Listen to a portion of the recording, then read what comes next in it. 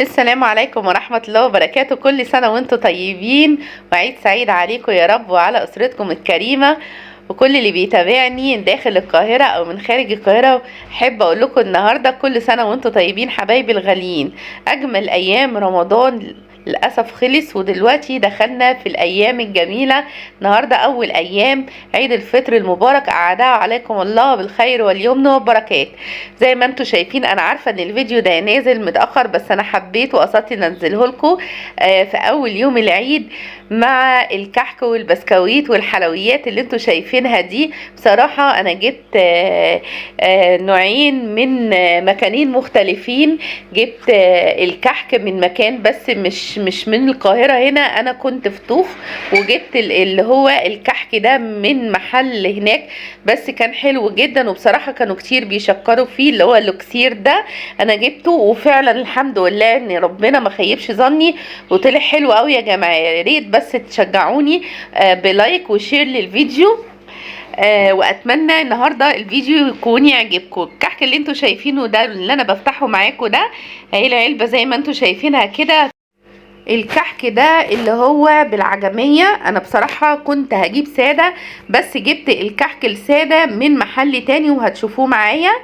الكيس كده زي ما انتم شايفين كان محطوط معاه الكيس سكر داخل العلبة، وبعدين الكحك ده بالعجمية. وكمان اكتشفت ان الكحك كمان مقسمين العلبة كحك بالعجمية وكمان بالمكسرات. يعني انا كنت جايباه بالعجمية بصراحة، بس لما جيت وفتحت وكلت منه لقيت فعلا محطوط نصه بالعجمية والنص التاني بالبندق وبعين الجمل.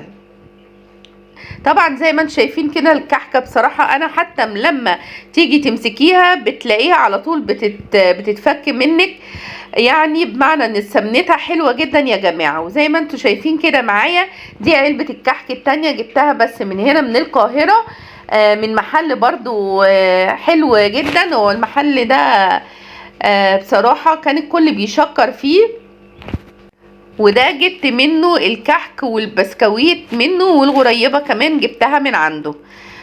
زي ما انتوا شايفين كده انا بفتحها معاكم. عايزة اقول لكم ان الكحك كان حلو جدا، والمحل ده اللي هو اسمه لقطة قشطة زي ما انتوا شايفين كده. حتى كيس السكر بتاعه بصوا حتى قفلته حلوة جدا ونضيف، والكحكايه نفسها ماسكه نفسها وحلوه قوي. وجبت من عنده كمان اللي هو الكوكيز اللي انتوا شايفينه ده اللي هو بالشوكولاته ده، كان حلو قوي يا جماعه وطعمه حلو قوي. يعني بصراحه الجوده بتاعه الحلويات بتاعته لا بصراحه تستحق ان احنا فعلا نجيب منه، يعني حلو قوي. بصوا زي ما انتم شايفين كده الكوكيز كان تحفه.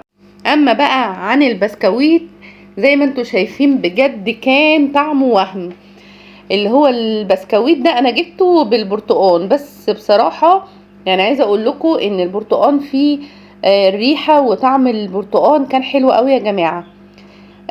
بجد النهارده كانت تجربه حلوه وتستاهل، والحمد لله بحمد ربنا ان انا جبت البسكوت والكحك من اماكن طلعت الحمد لله كويسه.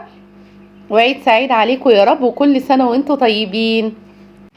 وهختم بقى الفيديو معاكم بالغريبة الجامدة دي اللي انتوا شايفينها، وبرضو انا جبتها من محل اللي هو هنا في القاهرة اللي هو لقطة قشطة ده. كان حلوة جدا بصراحة وكانت طعمها بتدوب في البق بجد يا جماعة. عايزة اقول لكم ان انا مبسوطة جدا بتجربتي دي. كل سنة وانتوا طيبين.